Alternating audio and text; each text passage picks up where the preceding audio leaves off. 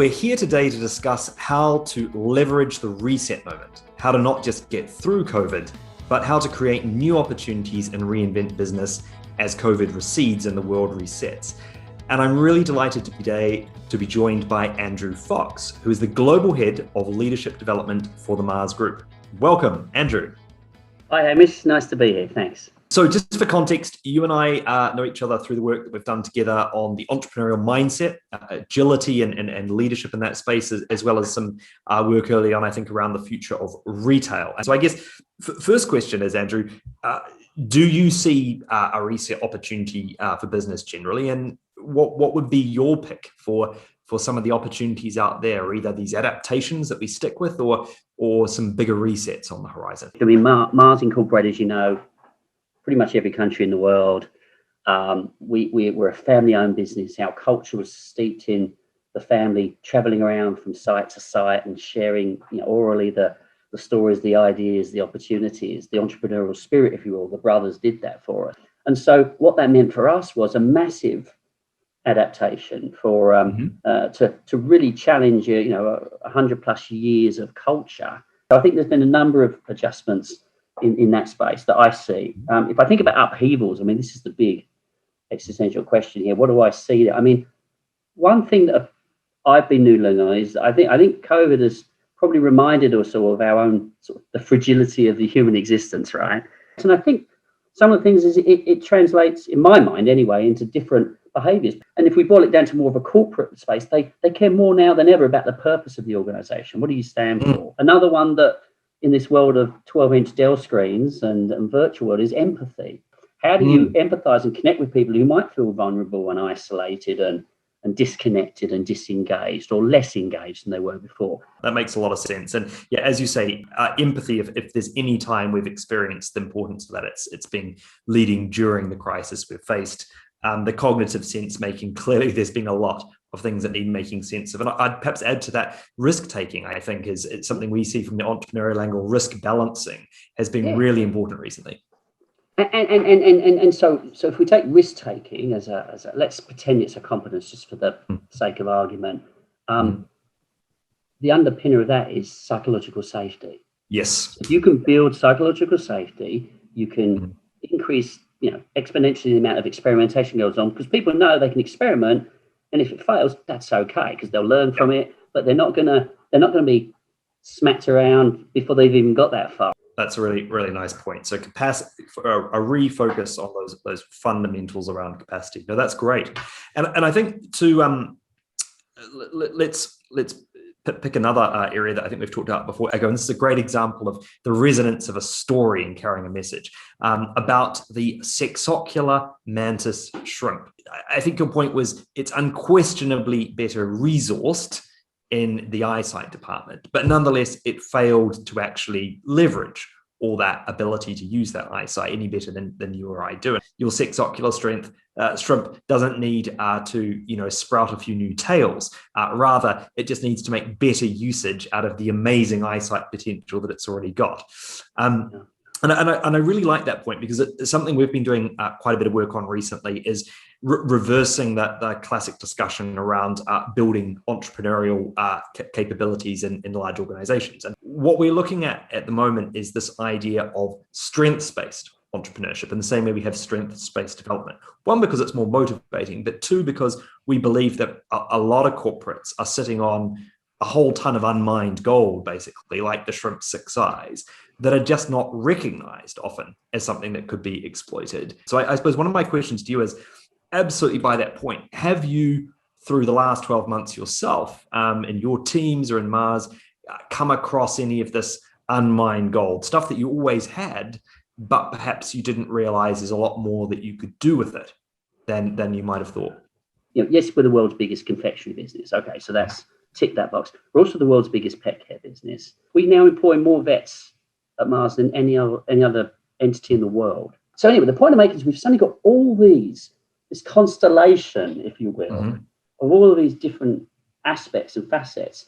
And there's data and insights to be had across that whole thing. Now, what if you can join all the dots and create this whole ecosystem?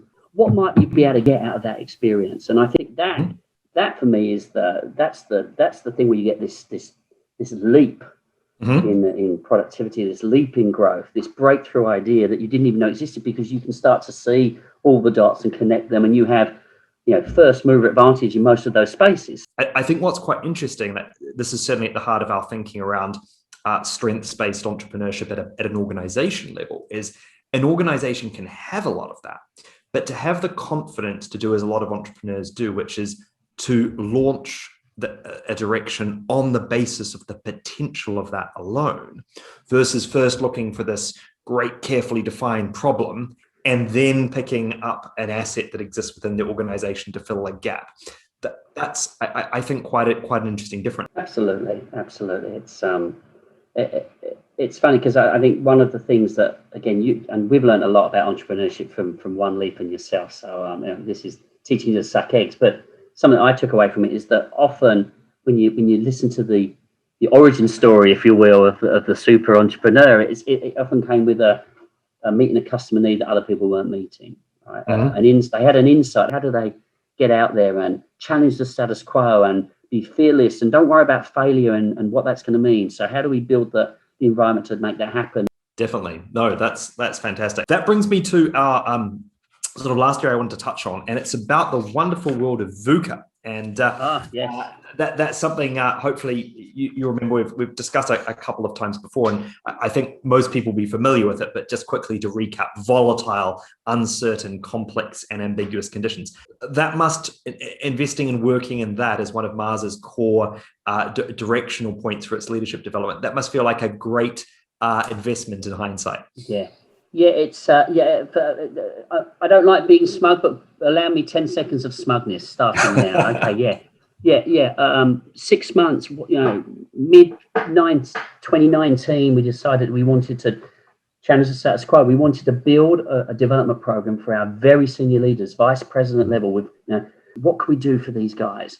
And we thought, well, VUCA is an interesting one. So it ran, and then halfway through, a couple of months into that, and it hadn't finished.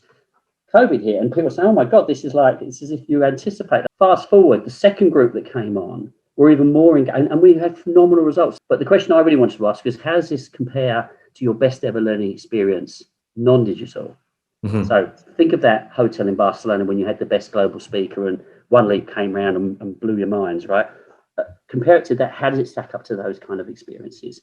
And you're almost setting yourself up for a bit of a caning. And again, I think it was in the high 70s, low 80s. At that point, it's like, wow, we're onto something here. The COVID crisis has given us an impetus, a burning platform, if you like, to do lots of great, difficult, challenging things we wouldn't otherwise do. And that's amazing.